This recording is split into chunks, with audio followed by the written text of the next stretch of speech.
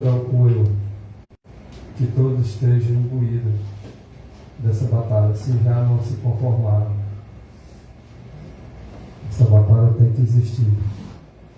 Nossa luta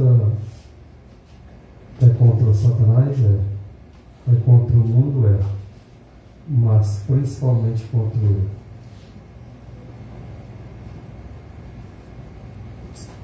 A batalha é contra o eu e os atributos de nossa própria escolha. Cabe nós escolhermos o que queremos. Tudo é feito por escolha. Eu escolho o bem se eu quiser, mas eu escolho o mal se eu quiser também. Essa batalha está travada. Ou queremos o bem ou queremos o mal. Não existe meio termo dessa história. Eu vou servir fazendo o bem, servir fazendo o mal também. Não, Deus não aceita assim. Ou nós somos, ou nós não somos. Ou somos a favor de Deus, ajuntando com Ele, ou então já espalhamos, sem fazer nada. Então nós começaremos aí com o Êxodo, o mandamento, capítulo 20,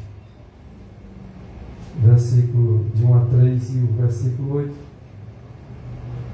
que diz: Então falou Deus todas estas palavras, dizendo: Eu sou o Senhor teu Deus. Aí ele começa dizendo, no verso 3, não terás outros deuses diante de mim. O que significaria ter outros deuses diante do Senhor? Ele disse, eu somente, eu sou o Senhor teu Deus. Em Mateus 6, 24, diz que ninguém pode servir a dois senhores. Ele disse, eu sou o Senhor teu Deus.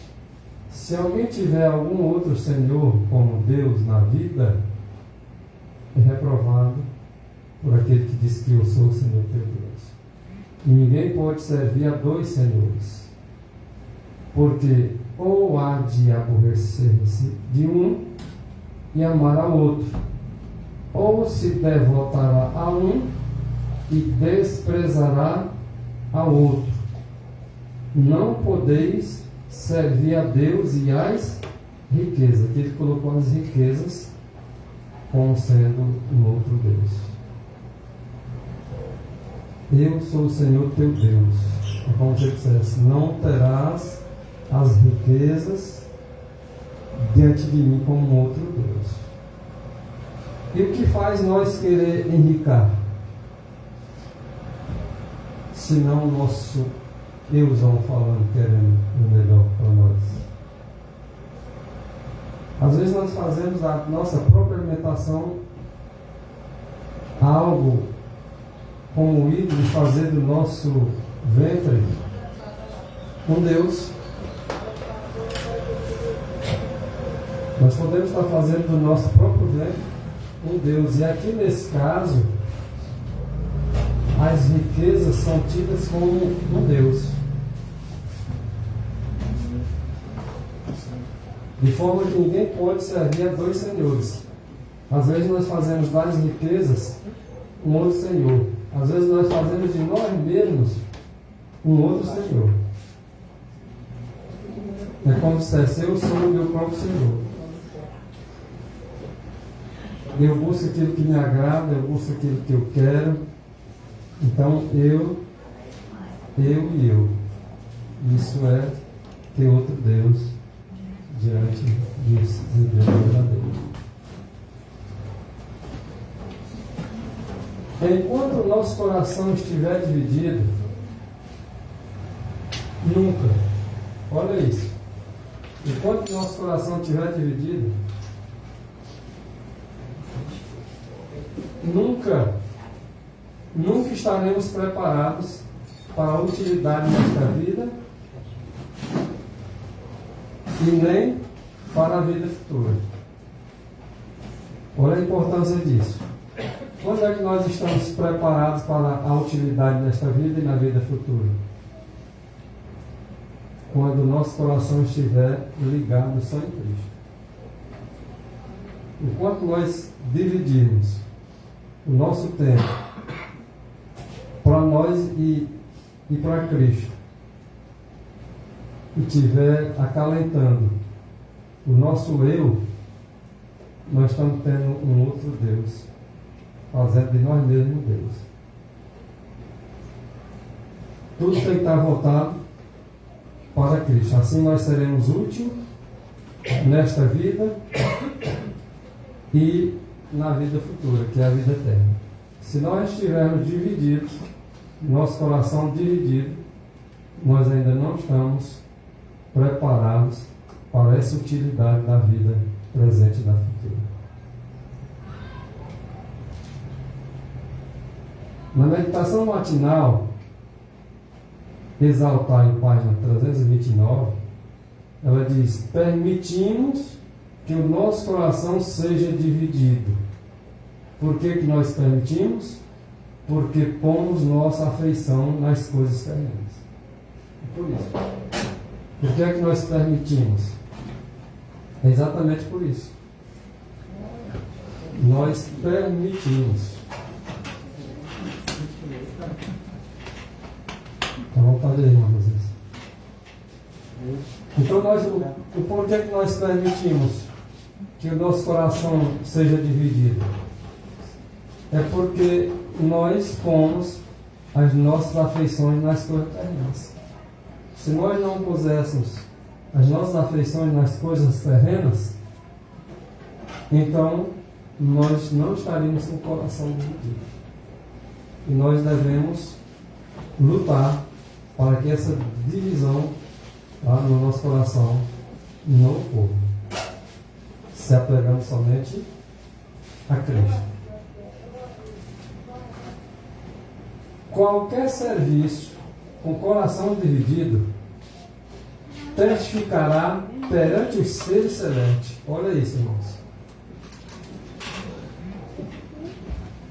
É um testificar diante dos anjos.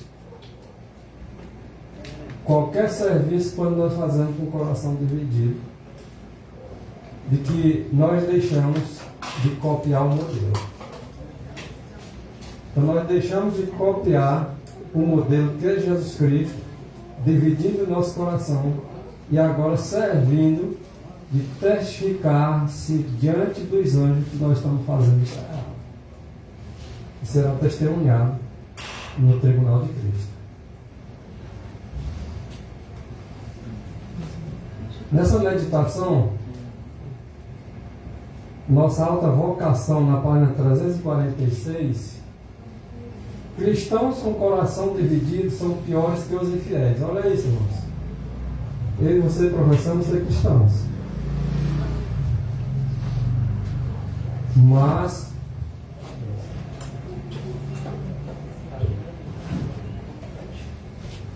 se nós professamos, somos cristãos, mas nosso coração está dividido, nós somos piores que aqueles que não professam nada.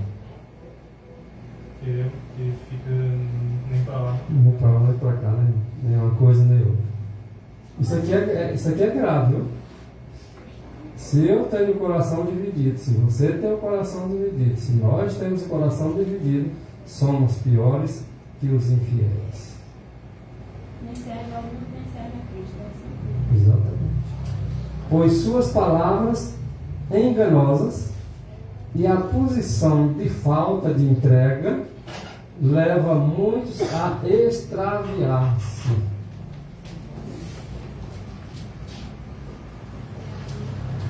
Os infiéis, eles manifestam aquilo que eles são.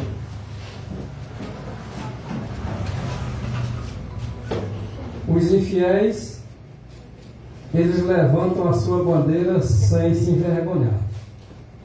São infiéis, mas levantam a bandeira deles. Já o cristão morno, ele engana ambas as partes.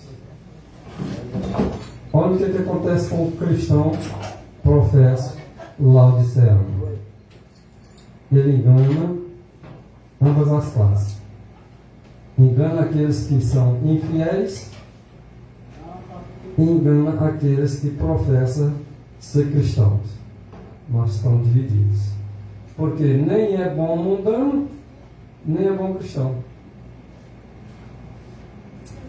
Quem é que não é nem bom mundano, nem bom cristão? O cristão morto. Já os fiéis estão em melhores condições. Não, estar dentro da igreja é melhor do que... Não é o que está dizendo. Só estar na igreja já é melhor do que qualquer pessoa que esteja lá no mundo. Não é o que está dizendo o texto. O texto está dizendo que os infiéis estão em melhores condições do que o cristão morto. Porque o cristão morto é que está enganando a almas. O infiel, ele levanta a bandeira dele.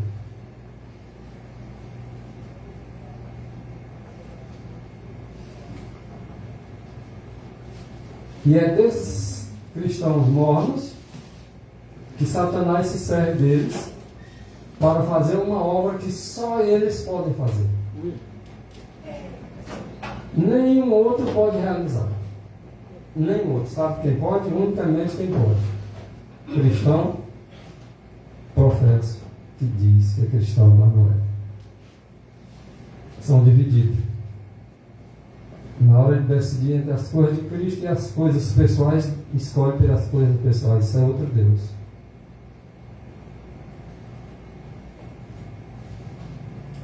Em ambos os sentidos, né? Não é complicado.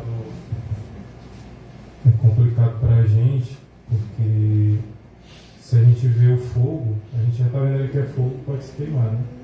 Mas se for alguma coisa perigosa que esteja em oculto, não tem como a gente saber. Do mesmo modo, em outro sentido, aquelas pessoas que dizem que não é nem para cá nem para lá, você deve saber o que eu estou dizendo. Elas são mais perigosas do que aquelas que dizem que são mesmo, pronto, eu sou errado mesmo. E pronto, e não interessa o que façam, eu vou seguir, independente, eu sei que é desse jeito, eu vou seguir. Então, nesse a gente sabe que a gente não deve confiar. E naquele que mostra que está do lado certo, a gente sabe que nele a gente pode confiar. Mas naquele que se colocar alheio a ambas as situações, fica difícil. A gente nunca vai ter uma confiança de estar perto. Né? É porque o cristão morno ele é imprevisto. Ele não é bom cristão e nem é bom mundano. Então não é confiável. Se você vai ter ele como um cristão, de repente ele age como um mundano. E aí isso é perigoso para a gente. Então Satanás ele se serve dessa classe de pessoas para fazer uma obra que nenhum outro pode fazer.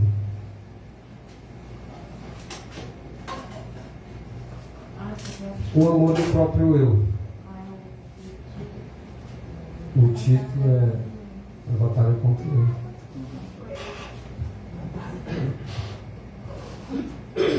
O amor do próprio eu exclui o amor de Cristo. Olha aí. A exclusão do amor de Cristo. O nosso próprio amor por nós mesmos pode fazer essa exclusão. O mandamento diz o seguinte: amar o teu próximo como a ti mesmo. Mas antes desse mandamento tem um outro: amarás o Senhor teu Deus de todo o coração, toda a tua alma e todo o teu entendimento. Esse vem em primeiro lugar. Se eu coloco um segundo mandamento rejeitando o primeiro, sou o pior de todas as almas.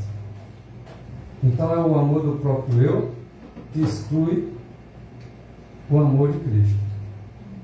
E os que vivem para o próprio eu, os que vivem para si mesmo, são considerados sob a classificação de igreja laodiceana.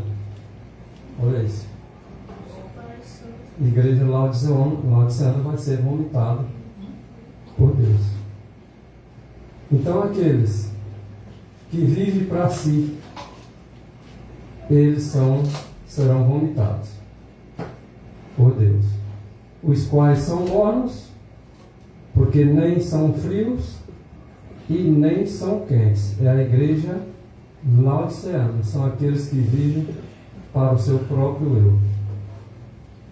Ou seja, o amor a si mesmo exclui o amor de Cristo do coração.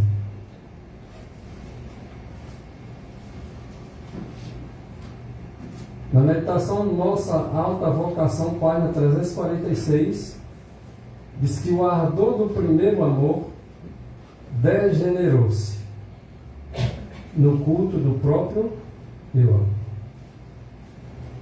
Como é que nós cultuamos a nós mesmos? Os irmãos querem participar? Como é que você pode cultuar você mesmo? Fazer do estômago. Onde dá tanta prioridade em nossas Vestuário. palavras. Ok? Isso é cultuar a si mesmo, quando exclui o amor de Cristo. Vestuário pode ser alimentação. Pode ser mais alguma coisa? Fazer a própria vontade. Nossa própria vontade. Fazer a sua própria vontade é cultuar a um outro Deus. Quando a gente defende nossas próprias ideias e não aceita a outra versão. Claro que tudo tem um equilíbrio, né? Você pode ter as suas ideias, você pode se vestir, você pode se alimentar, você pode fazer o que você quiser, desde que seja no equilíbrio da palavra. Quando você excede aquilo que é o normal, já faz disso um Deus. Então, o ardor do primeiro amor. Então, é o tema do nosso acampamento próximo aí, é para voltar ao primeiro amor. Então, quando a gente perde esse ardor do primeiro amor, a coisa se degenera. E a coisa parte para o culto do próprio eu. Não é grave? E quantas vezes nós estamos cultuando a nós mesmos em vez de a Deus? Chega o culto de adoração a Deus, aí eu me envolvo em alguma coisa para satisfazer o meu eu. Estou cultuando a quem? Quebra de mandamento. Certo? Então, na meditação matinal Filhos e Filhas de Deus, página 56, diz assim, ó: não permitais que se levante o orgulho egoísta. Por quê? Porque quando se levanta o orgulho egoísta, isso vai ser servido como um outro Deus. Meu próprio orgulho pode fazer disso um outro Deus e eu estar quebrando o mandamento. Quando eu me coloco numa posição egoísta, eu estou levantando um outro Deus além do Deus verdadeiro. Não, eu vou uma festa, porque coincidiu no mesmo horário do culto, de eu cultuar a Deus, eu vou lá para uma festa do aniversário de um amigo meu. Quebra o mandamento. Tem dúvida? Satisfação egoísta. É isso aqui, ó. Culto do próprio eu. Eu prefiro ir para uma brincadeira, para um lazer, do que cultuar a Deus. Ou seja, chegou o sábado, é o dia do Senhor. Aí aparece uma programação, e aí eu deixo de ir para a igreja e vou para a programação. Isso é o quê? Culto a outro Deus. E ele diz: não terás outros deuses.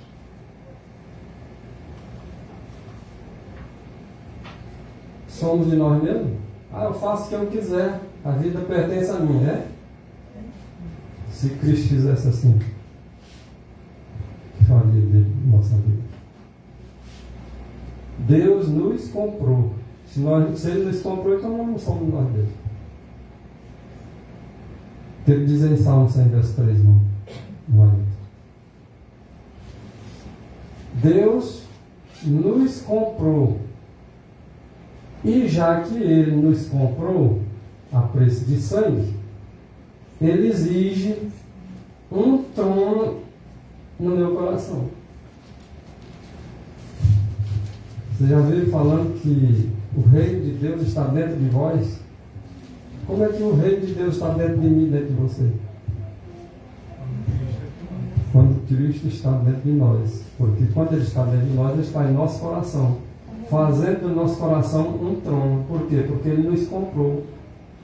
Isso é uma representação do reino de Deus. O próprio ser humano dando habitação no coração de Jesus Cristo. O que diz aí, mãe? Senhas 3. Sabeis que o Senhor é Deus. Foi Ele, e não nós, que nos fez povo seu e ovelha do seu Pai. Então nós pertencemos a Ele. Somos dele. Ele que nos fez. Nós não nos fizemos a nós mesmos. Por isso nós pertencemos a Ele. Ele nos comprou. Nós estávamos perdidos. E agora Ele nos comprou e exige de nós agora um trono.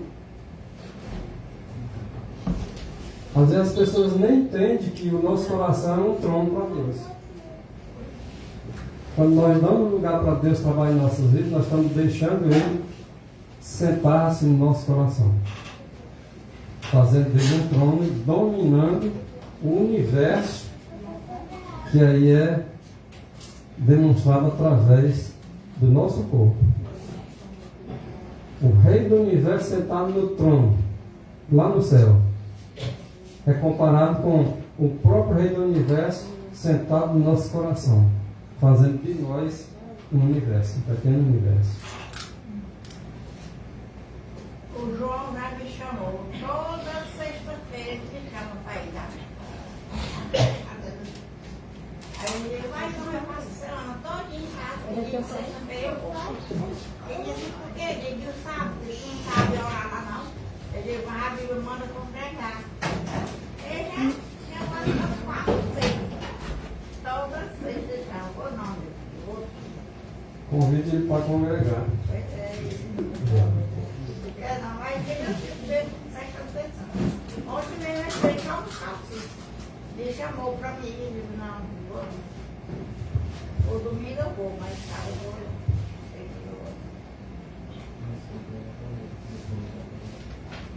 Deus não aceita coração dividido. O que os irmãos entendem com isso? Quando é que o meu coração pode estar dividido? Cita um exemplo. Eu tenho que escolher entre fazer a minha vontade e a vontade de Deus. Ok. Porque se eu tenho uma escolha, né, como o senhor falou, me convida para uma festa, um casamento. Uma coisa assim, né, que não tem nada a ver. Sim. Aí, e é justamente no dia do culto. Aí eu digo, não, eu não vou desagradar o convite, tá? Eu não vou faltar no culto. Então aí meu coração aí ficou dividido e foi pender para o lado errado, né? Mas se for seu pai e sua mãe? Também. E se não for um caso de saúde? Só se for no caso de saúde, né? Assim, A favor da vida, né? na verdade. Deus não aceita o coração dividido. 1 Coríntios 6,19 diz, ou vocês não sabem que o coração de vocês, o corpo de vocês é templo do Espírito Santo? Deve fazer dele um trono para Deus. E que Ele é que habita em vocês. Que é proveniente de Deus e que vocês não são de vocês mesmos. Não é o que nós achamos? Pertence a mim, pronto, acabou. Não é isso que nós dizemos? E essa ideia é a ideia dividida. Pertencemos a Deus. A nossa vida é de Deus. Escuta muito no mundo, a vida é minha, eu faço dela para Deus. Agora vamos aqui, já que nós somos um universo, nosso coração é um trono para Deus. Agora todo órgão, coração é o trono, rins, bexiga, pulmão, o que mais? Todos os órgãos, fígado, pâncreas, todo órgão do corpo foi feito para servo da mente. Servo da mente. O que significa ser servo da mente? A mente que comanda o corpo. Meu coração, tudo, meus rins, que vai ter que comandar minha mente que vai comandar. Pensar positivo. Porque todo órgão do corpo foi feito para servo da mente. Não foi a mente para ser servo do corpo, não, dos órgãos. Esta é a capital do corpo. Qual é a capital do corpo? Mente. Então vamos agora comparar. Capital. Cita aí uma capital. São Luís, capital. Em que estado? Maranhão. Então aqui no caso São Luís, que é a capital do Maranhão, está representando aqui a nossa mente como sendo São Luís, só dando exemplo, e o nosso corpo como sendo o Maranhão inteiro, composto por todos os órgãos que nós temos. Quem comanda o Maranhão? É São Luís? Não é a capital? Então assim é também o nosso corpo. Quem comanda o nosso corpo é a nossa mente. O meu braço só faz o que a minha mente manda. As minhas pernas só faz aquilo que a minha mente manda. Se eu levanto o braço aqui é porque a minha mente mandou. É a capital de todo órgão. Então todo órgão do nosso corpo foi feito para serviço, ou seja, para ser servo da mente. Esta é a capital do corpo. Então jamais nós devemos alguma coisa deixar que domine nossa mente. Pelo contrário, nossa mente deve ser trabalhada, exercitada para que ela comande todo o nosso corpo. E nós devemos ter sensato domínio de todos os nossos órgãos. Aí você diz assim, mas como é que nós podemos ter o domínio do nosso coração? O domínio dos nossos pulmões? O domínio do nosso fígado? Nesse sentido, eu acredito que quando a gente permite que Deus more em nós, aí esse domínio vai existir. Mas se nós mesmos for por nós mesmos, a gente não tem o coração de cada um de nós não é um trono para Deus? Quando ele está no nosso coração, ele domina ou não domina? Sim, isso é verdadeiro. Através da mente. Por exemplo, como eu vou ser agora um controlador de todos os meus órgãos através da mente? Eu posso, com alimentação saudável, fazer com que esses órgãos se dê tudo bem ou não? Porque quando, por exemplo, você come o que não deve, quando você não dorme direito, a sua mente ela fica bagunçada. Eu usar a minha mão para fazer o mal, quem é que vai dominar ela? Para fazer o mal ou o bem? Mente. Eu sei o que é bom e o que é mal quando é feito através das minhas mãos. Minha mente sabe discernir isso. Só que muitas vezes a gente não age pela mente, né? Deixa outras coisas dominar. Não vai pela questão do texto aí da capital. O capital tem um domínio sobre o Estado. Que é o famoso fazer as coisas sem pensar. Né? Exato. A mente não domina. Aquela história faz a coisa pelo estômago.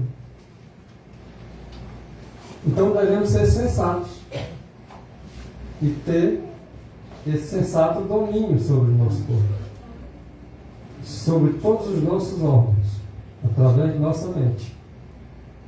Com a mente nós servimos ao Senhor. Olha só, a mente tem um domínio sobre todo o nosso corpo. A mente é a capital do corpo, mas é através dessa capital que é a mente, nós servimos a Deus.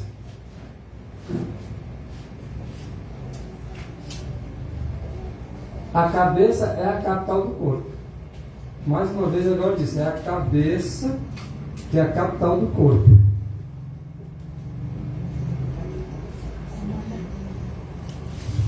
Deus habita no coração. Se nós abrir a porta do coração, que é a mente, Ele entra no coração, ali ele habita e ali ele tem domínio sobre a nossa mente. Quando nós permitimos, ele habita no coração e faz a obra. Portanto, é Deus que afetou em vós tanto querer como realizar segundo a sua boa vontade. Então, com a mente nós servimos ao Senhor. A cabeça é a capital do corpo. Se com a mente nós servimos ao Senhor, então a mente domina todos os nossos órgãos, todo o nosso corpo. Significa dizer que o Senhor tem domínio sobre nossa mente, o nosso corpo inteiro está sob o comando do Senhor.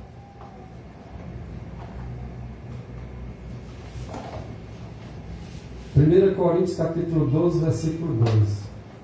Porque assim como o corpo é um e tem muitos membros, e todos os membros, sendo muitos, são um só corpo, assim é Cristo também. Olha a questão do estar dividido. Eu não posso servir a Deus e a mamão. Eu não posso servir a Deus e ao dinheiro. Eu não posso servir a Deus e a mim mesmo, quando trata-se de egoísmo. Porque assim fazendo, estamos fazendo outro Deus diante do Deus verdadeiro. 1 Coríntios 12, 27. Ora, vocês sois o corpo de Cristo, e seus membros em particular. Aqui envolve pessoalmente o indivíduo como sendo de Cristo, e os membros, cada coração, cada pulmão, cada rins, cada fígado, mas também especialmente tratando-se da igreja. Nós aqui somos o corpo. O corpo, quem domina é a mente. Então aqui no caso é Cristo que domina nós. Porque somos o corpo de Cristo. Se somos o corpo de Cristo, ele é a mente desse corpo. E seus membros em particular.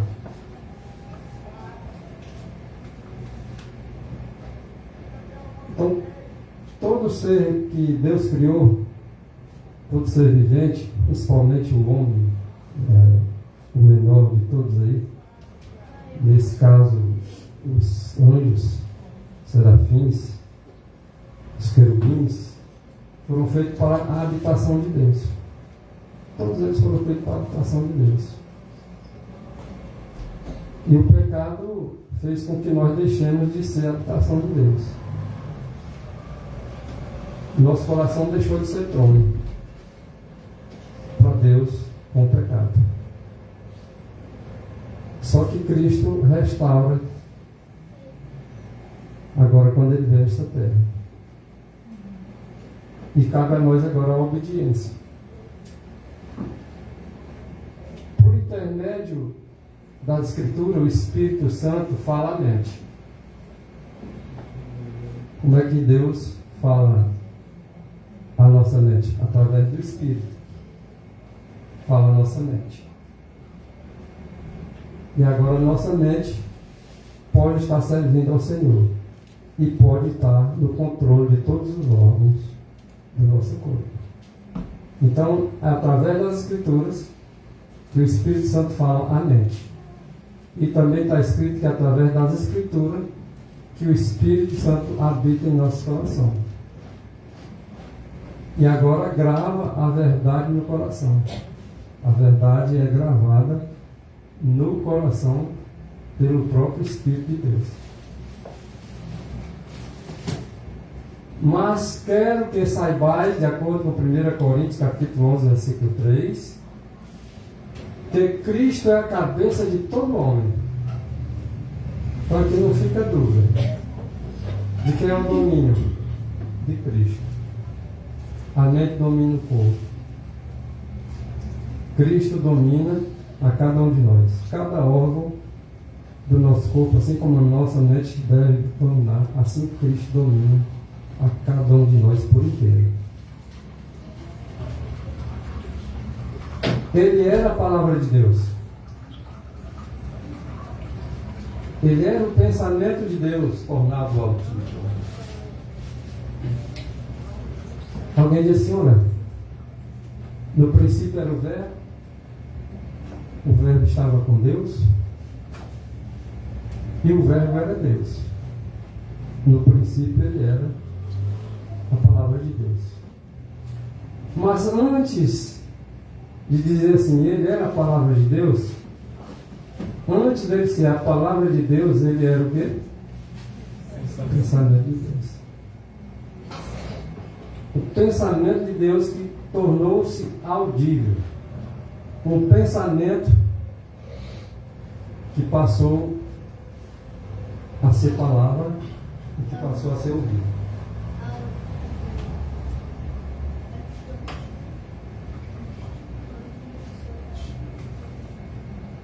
Porque quem conheceu a mente do Senhor? Quem? Só Cristo. Para que possa instruí-lo. Aí diz o apóstolo Paulo, 1 Coríntios 16, mas nós temos a mente de Cristo. Se nós temos a mente de Cristo, agora fica mais fácil nós termos domínio de todo o nosso corpo, não?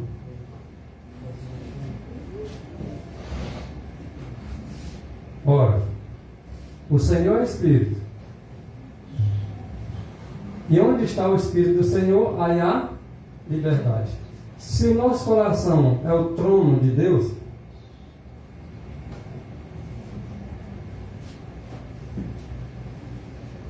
se o nosso coração é templo para o Senhor, e o Senhor é o Espírito, e Ele estando assentado em nosso coração, é claro que no nosso coração haverá liberdade.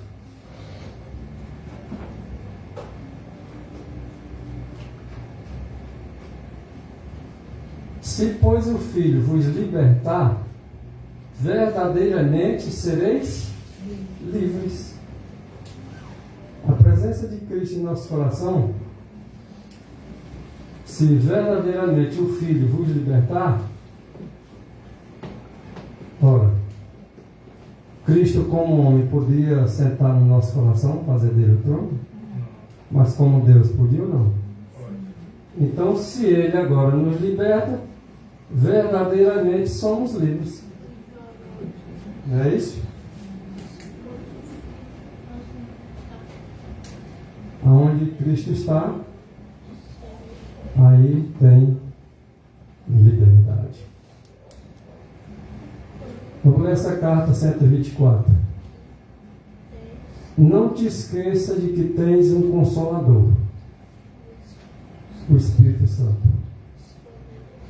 Se responderes sem demora às batidas à porta de teu coração, dizendo, entra, Senhor Jesus, aí Jesus Cristo entra e faz do nosso coração o trono, faz dele morada, e lá ele se assenta, e de lá ele domina o Estado, porque ele aqui, no caso, ele é agora a capital de todo o corpo. Ele domina, ele é o comandante. O Desejado de Todas as Nações, página 671, diz que é pelo Espírito de verdade, operando pela palavra de Deus, que Cristo submete a si seu povo escolhido. Olha como é que nós agora temos submissão a Jesus Cristo. Pelo Espírito dele. Pelo Espírito da verdade. Que agora trabalha pela palavra de Deus, operando pela palavra de Deus, é que Cristo submete o seu povo escolhido a ele. Então agora nós abrimos o coração, ele entra, faz nosso coração morada, comece a regular agora a nossa vida, dirigir nossa vida. E assim como povo de Deus, nós estamos agora submetidos a Ele mesmo, através da palavra dele que Ele opera. Lá em Filipenses 2,13 diz, portanto, é Deus que opera em vós, tanto querer como segundo sua vontade, operado pela palavra de Deus. É quando nós abrimos o coração para ouvir a palavra de Deus que agora há uma operação do Espírito de verdade. Que a Bíblia ela contém a palavra de Deus. E a partir do momento que a gente passa a meditar, não só ler, mas meditar na Bíblia, Deus vai falando com a gente. É essa operação da palavra. E quando a gente vai lendo que medita, que Deus fala conosco, aí a gente passa a praticar o que ali está escrito como palavra de Deus. Aí quando a gente passa a praticar, aí é que Deus está fazendo morada em nós. Porque nós recebemos pela palavra a verdade, e essa verdade ela traz liberdade, e aí a gente passa agora a obedecer aquilo que Deus estabelece para nós. E aí isso é a morada de Deus em nós.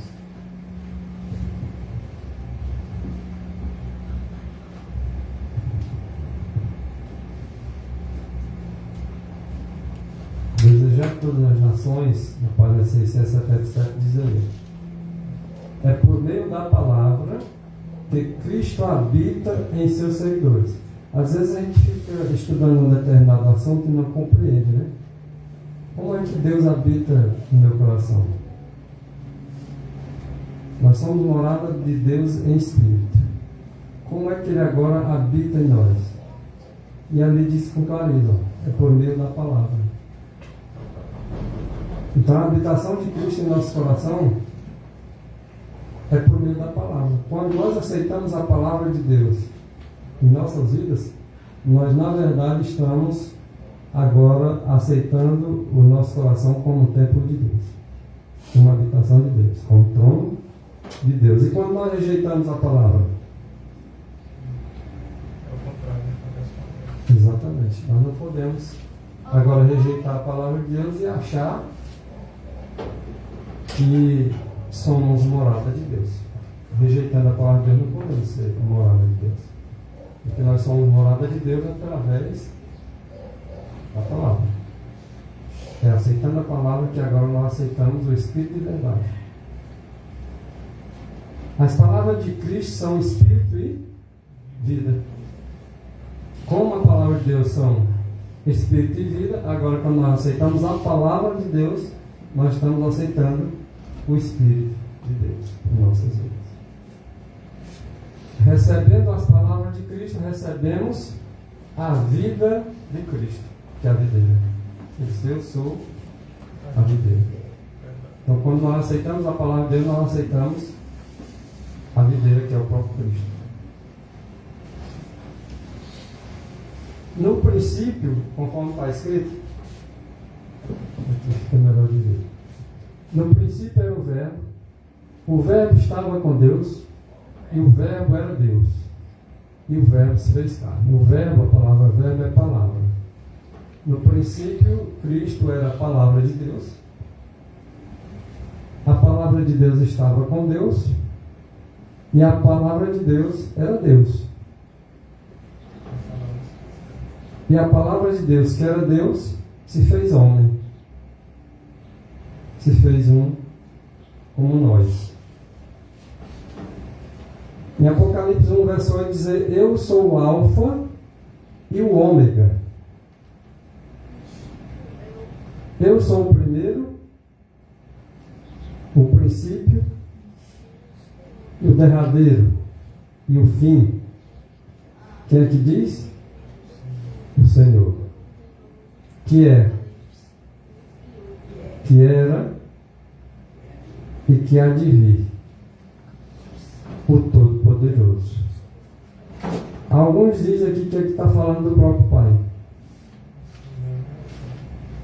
Mas aqui nós vemos claramente que fala do Filho. Ellen White ela fala sobre isso. Em Cristo Sua Justiça, página 14 e 15, de E.J. Wagner, é uma vívida descrição da segunda vinda de Cristo.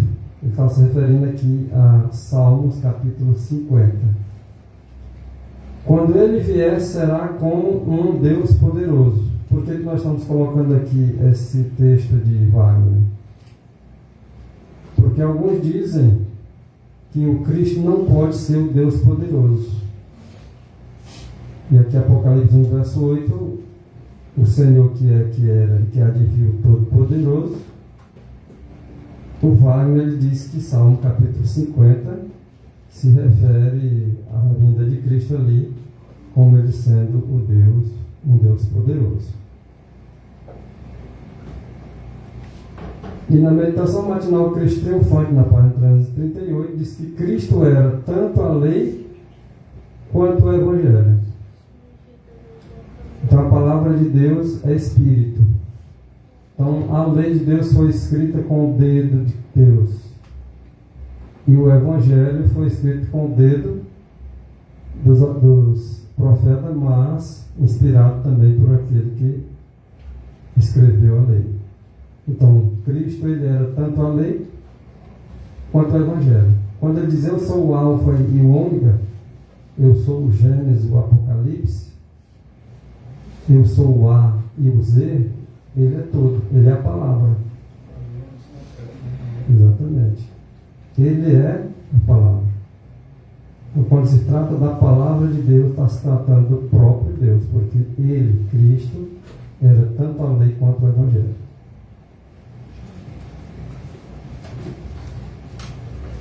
Em Colossenses 1, 27, e aqui no Poder do Espírito, página 86, diz que quando a lei ela entra no coração, é o próprio Cristo quem está entrando. Não sei se os irmãos entenderam essa linguagem. Se Cristo é a lei e o Evangelho, se ele é a palavra de Deus, então quando a lei entra no coração, é o próprio Cristo que está entrando. Porque Cristo não é a lei, o texto anterior não disse isso. Cristo era tanto a lei quanto o Evangelho. A irmã White está dizendo isso, né? Tanto a lei quanto o Evangelho. Então, quando a lei de Deus está entrando, quem é que está entrando? Então, quando a palavra de Deus está entrando, quem é que está entrando? Olha a simplicidade desses textos. Aparentemente pode parecer difícil, mas quando a gente pega um texto e compara com outro texto, a gente vai entender que seja o Gênesis, seja o Apocalipse, quando nós aceitamos a palavra de Deus no seu todo, sem estar dividido, Cristo entra no nosso coração, faz dele inteiro. Eu gostaria só de destacar aqui a profundidade desse texto aí, apesar de ser um texto curto, como também a gente pode ver lá no outro texto que diz a lei e o testemunho. O que lei representa? No sentido de sociedade, a lei ela representa o quê? Não é uma organização? Só existe organização se tiver uma lei, né? Dentro da nossa casa, do mesmo jeito. Se não tiver regras ali, ou seja, leis, a casa fica bagunçada, não é verdade? Então, para que exista uma organização em nós, é necessário que Cristo, que é a lei, entre em nós. E a partir do momento que a gente entende essa lei, aí que vai existir ordem em nós. Como é que o mundo prega, que o mundo religioso, no contexto geral? É que não existe lei, é que a lei, o próprio Cristo que veio para conservar a lei, eles dizem que Cristo fez foi apagar. Então, se eu disser que Cristo não tem lei, é como se eu dissesse que ele é um Deus desorganizado. É como se dissesse que esse Cristo, então, que entra em mim, ele me desorganiza. Então, para que exista santificação e organização, é necessário essa lei, que é santa, né, que é o próprio caráter de Deus. Vamos atentar o detalhe aqui, irmãos. Ó. Cristo triunfante, página 338. Quem escreveu? Leote, né? Ela diz assim: Cristo era tanto a lei quanto o Evangelho. Quando Isaías 8, verso 20 diz assim: a lei e o testemunho. Se eles não falarem de acordo com essa palavra, porque não há luz ou verdade. Quem aqui é a luz? Quem é a verdade? Cristo. Quando eu não falo de acordo com a lei e nem com o Evangelho, não tem um Cristo. Isso. Então Cristo era tanto a lei quanto o Evangelho. E agora onde entra isso aqui, ó. Quando a lei entra no coração, é o próprio Cristo que está entrando. Então, quando a lei entra no nosso coração, é o Espírito de Deus que entra em nosso coração. É o próprio Cristo quem está entrando. Então, quando o Evangelho, de acordo com o texto anterior, Cristo era o Evangelho. Então, quando diz, quando o Evangelho entra no coração, é o próprio Cristo que está entrando também. Ok? E quando Cristo entra em nosso coração, Ele é a lei viva, concorda? Sim. A lei de Deus demonstrada em caráter.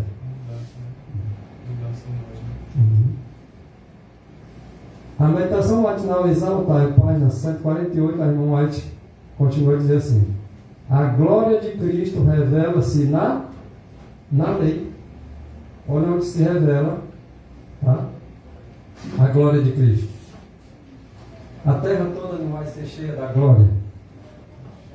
Então, quando a terra será cheia da glória, estará sendo cheia da lei. A lei de Deus vai ser revelada, tá?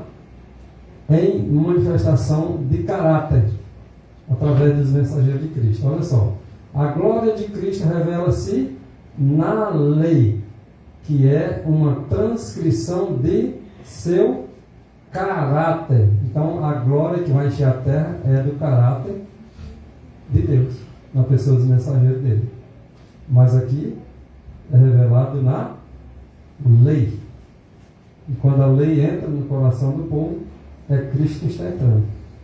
Então, quando nós saímos a pregar a lei de Deus com autoridade, e ela chegar aos ouvintes, eles vão dar ouvido, e ao eles dar ouvido, o próprio Deus entra neles também, porque Deus é a lei, o caráter de Deus revela-se na lei.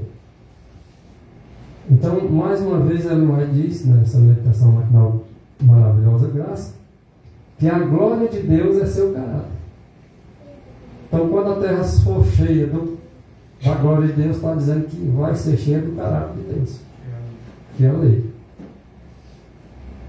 Então, o mundo inteiro vai ter que ouvir. A lei de Deus vai ser pregada de tal forma que ninguém vai ficar sem dizer que nunca ouviu falar dessa glória do Apocalipse, né? Capítulo 18, daquele anjo que diz que a terra seria cheia de sua glória. Glória de Deus. E esse manuscrito 44 dá uma confirmação que o vosso caráter é a sua glória. A glória, olha só, o caráter. O caráter é a conformidade com a lei. Agora, se nosso caráter está de acordo com a lei de Deus, agora podemos dizer que é a glória de Deus que está revelada em nós. E agora nós vamos poder levar ao mundo essa glória para que o mundo seja cheio dela.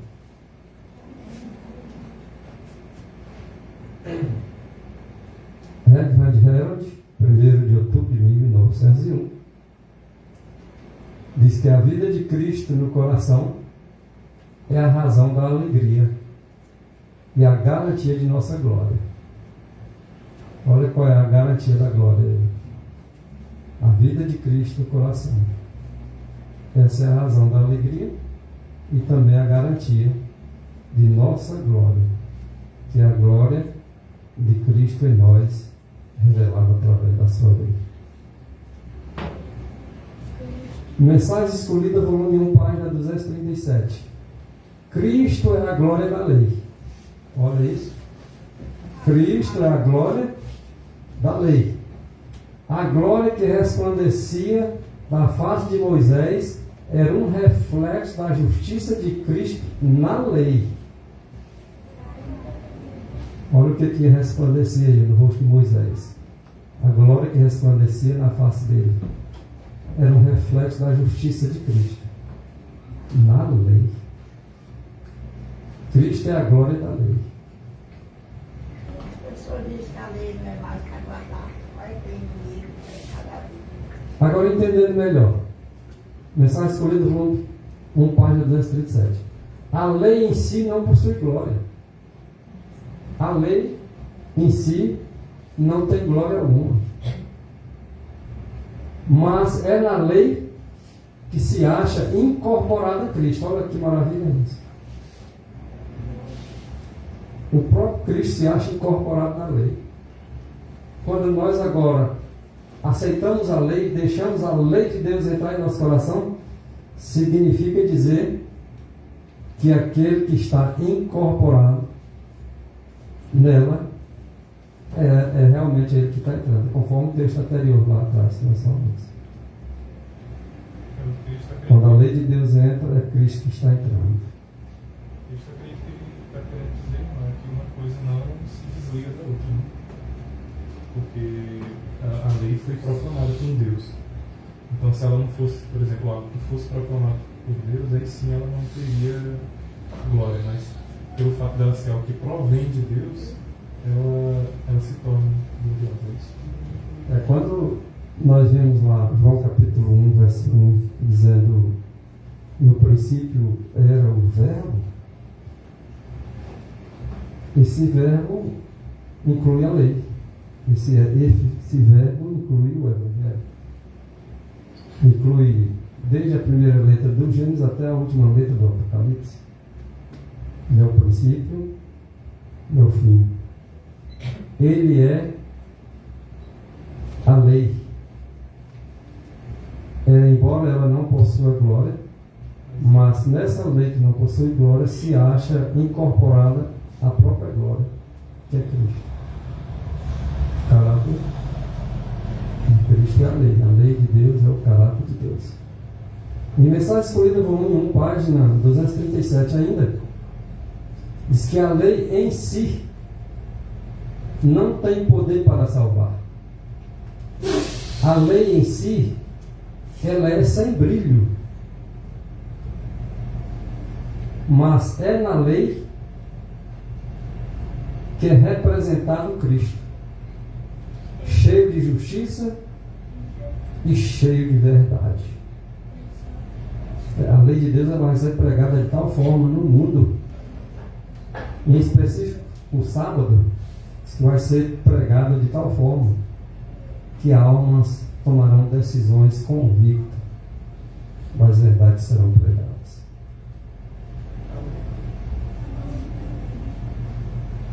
O William Varre Prescott ele diz assim: Cristo habitando em nosso coração significa introduzir em nossa vida o caráter de Deus.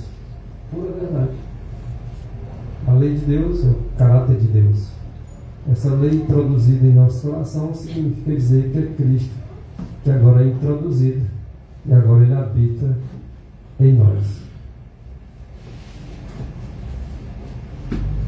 Guardar os mandamentos de Deus significa manifestar o caráter de Jesus Cristo. Certo ou errado? Quem guarda os mandamentos de Deus está guardando no coração o caráter do próprio Cristo.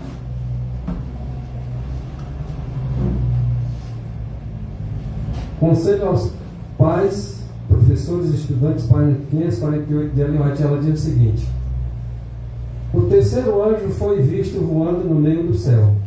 Está em conformidade com Apocalipse capítulo 14, versículo 6.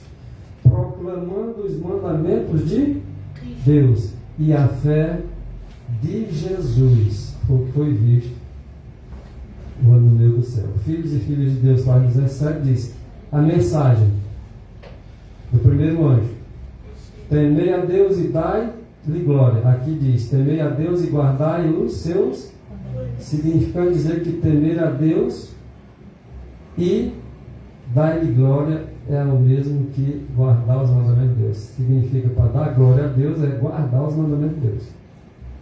Então o mundo inteiro vai estar dando glória a Deus, porque eles vão estar guardando os mandamentos. Aqueles que o aceitaram, é claro.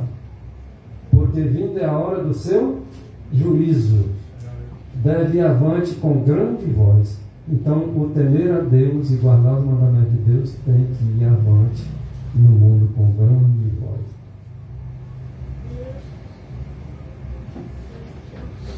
Na página 548, Conselho aos pais, professores e estudantes. João viu a obra aumentando, até que toda a terra foi cheia da glória de Deus. Isso quer dizer o quê? Que a terra foi cheia da lei de Deus, dos mandamentos de Deus. A terra foi cheia. Glória tem mais alguns, vamos dizer assim, significados aqui que nós vamos ver aqui agora. Se queremos ter o espírito da terceira mensagem angélica, temos de apresentar a lei e o evangelho. Esse é o espírito da mensagem angélica. Lei e evangelho, juntos, porque eles andam de mãos dadas, tanto a lei de Deus quanto o evangelho. A mensagem do terceiro anjo, ela é a proclamação dos mandamentos de Deus. Olha isso. A mensagem do terceiro anjo é a proclamação dos mandamentos e da fé de Jesus Cristo. E a fé de Jesus Cristo é o quê? É a capacidade que Cristo tem para nos salvar de forma ampla, completa e totalmente. Essa é a fé de Jesus. O resultado da aceitação destas mensagens é dado nestas palavras. Aqui estão os que guardam os mandamentos de Deus e a fé de Jesus. Então aqui o Apocalipse 14, 12 vem após ali as 3 mensagens, a partir do versículo 6 e 14. A primeira mensagem era que temer a Deus e dar-lhe glória, porque chegada a hora do seu juízo, e adorar aquele que fez os céus, a terra e acima das águas. A segunda mensagem é caiu Babilônia. A terceira mensagem, se alguém adorar a besta e a sua imagem, esses vão receber as pragas.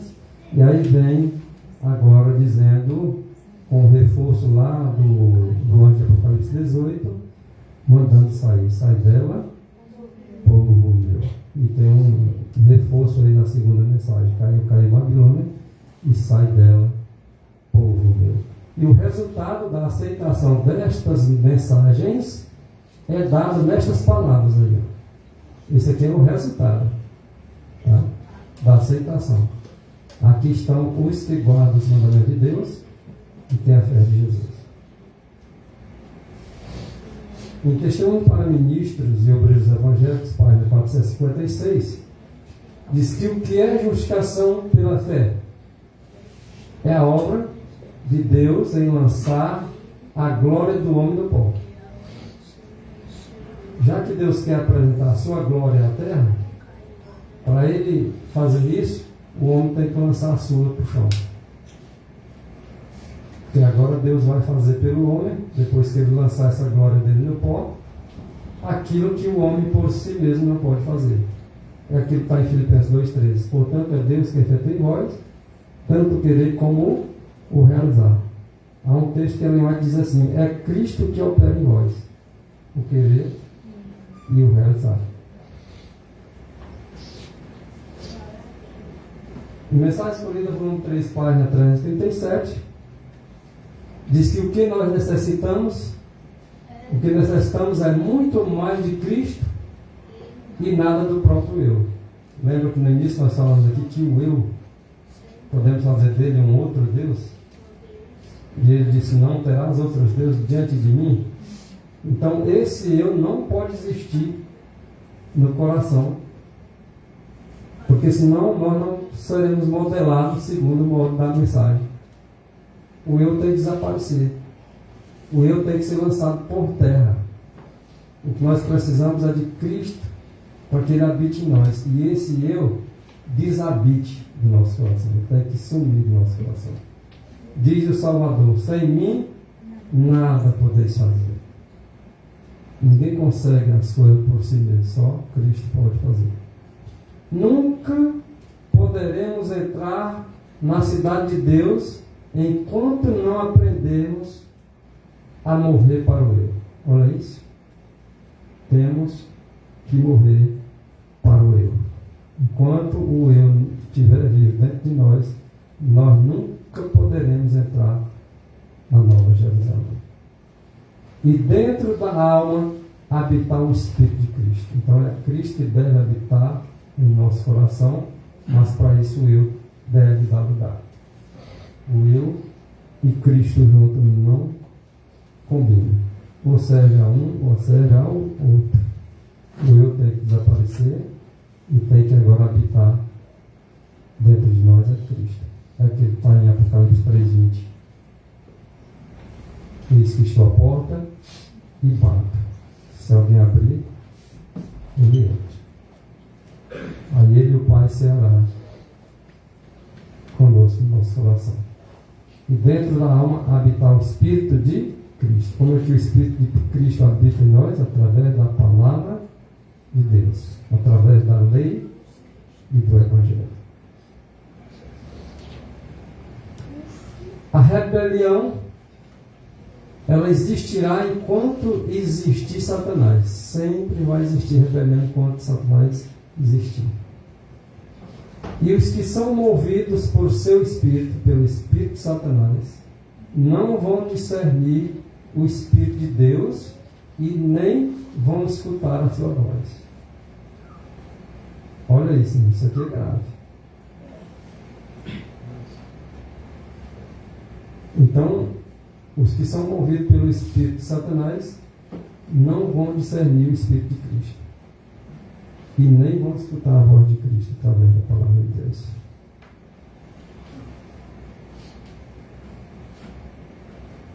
Em João 8,47, quem é de Deus, escuta as palavras de Deus. Por isso vós não escutais, porque não sois de Deus.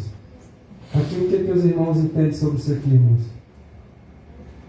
Porque aqui está dizendo que quem é de Deus escuta as palavras de Deus. Significa dizer que todos nós aqui somos de Deus porque estamos escutando Ele aqui nessa manhã? Não é isso que está querendo dizer. O texto não diz isso. É porque se eu escuto a palavra de Deus num ponto e eu não escuto em outro ponto, eu não escuto. O eu ajunto, eu espalho. O eu estou totalmente Cristo e dividido não está certo. Eu sou Cristo pela metade da palavra de Deus e não pela outra metade. Eu aceito uma verdade lá em Apocalipse, mas rejeito uma lá em Gênesis. Então eu não estou escutando a palavra de Deus. Estou escutando em parte. Aquele que guarda toda a lei tropeça em um só ponto, culpado de todo. Então se eu aceito a metade da verdade bíblica e rejeito a outra metade, eu entro nesse encaixe aqui. Quem é de Deus, escuta as palavras de Deus. O que é o selo de Deus? É a consolidação em toda a verdade. Quando eu não estou consolidado em toda a verdade e rejeito verdades claras, nesse caso eu estou sem ouvir a palavra de Deus. Então, nesse caso, não sou de Deus. E é por isso vós não as escutais, porque não sois de Deus. Basta eu parar e deixar de escutar a metade da verdade. Já sou tido como não sendo de Deus. Esta parte que me apraz é de Deus. Às vezes nós pensamos assim, essa aqui eu aceito como de Deus. Essa me apraz, essa eu aceito. Essa ali não, aquela não me apraz, não é de Deus não. Nesse caso, já estou enquadrado lá. Mas aquela parte que indica e condena o meu procedimento, essa parte aí eu não tenho como verdade. Então, nesse caso, eu estou o quê? Deixando de ouvir a palavra de Deus. Se eu deixo de ouvir a palavra de Deus, eu não sou de Deus. Essa é a realidade. E as realidades, elas são duras de se ouvir, né? Tudo que apoia as suas ideias acariciadas é divino. Essa eu aceito. E os testemunhos para corrigir seus erros, essas são humanos, essa eu não aceito. Já estou enquadrado naquela palavra. Vocês não são de Deus porque vocês não ouvem a palavra de Deus.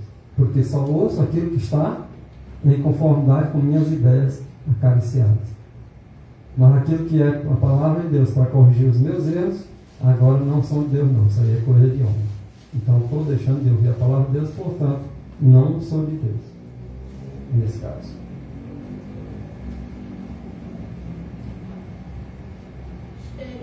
Seres finitos, com suas opiniões estreitas, olha só, seres infinitos com suas opiniões estreitas, julgam-se competentes para criticar as Escrituras, dizendo: essa passagem é necessária e aquela outra não é necessária, nem é inspirada.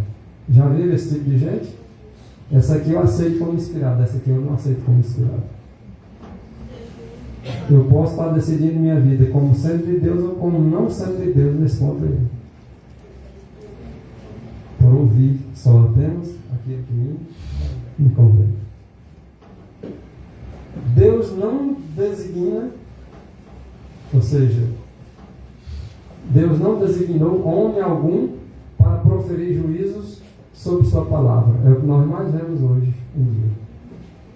Quando eles não aceitam a palavra de Deus conforme ele acha que deve ser, ali ele condena e julga a palavra de Deus. Toma a palavra de Deus e contra ela se torna o juiz. Agora, como é que eles fazem isso? Escolhendo umas coisas como inspiradas e escolhendo outras como não, desacreditando como não inspiradas. Assim eu posso estar entrando na rebeldia junto com Satanás. Os testemunhos, eles têm sido tratados da mesma maneira. Olha isso, gente. Se a Bíblia é tratada assim, os testemunhos, eles são tratados da mesma forma.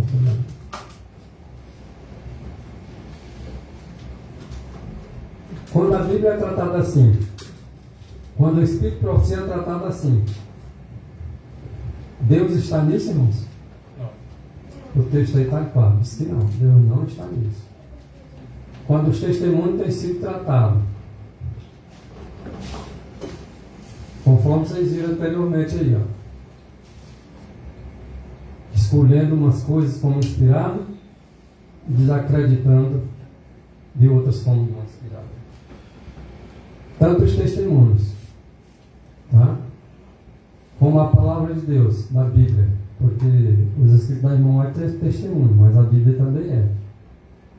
Então, quando os testemunhos eles têm sido tratados da mesma maneira, Deus não está nisso. As pessoas podem até pensar que está, mas não está. E melhor lhe seria temer e tremer e esconder sua sabedoria como loucura, do que ficar colocando em discreto a palavra de Deus. Colocando em discreto o testemunho. Seria melhor temer e tremer e esconder a sua sabedoria como loucura. Desse modo, diz mensagem escolhida volume 3, página 69, que rejeitaste desse modo virtualmente a totalidade das mensagens. E nós não podemos rejeitar a totalidade. Não apenas acreditar numa parte, mas acreditar na totalidade das mensagens.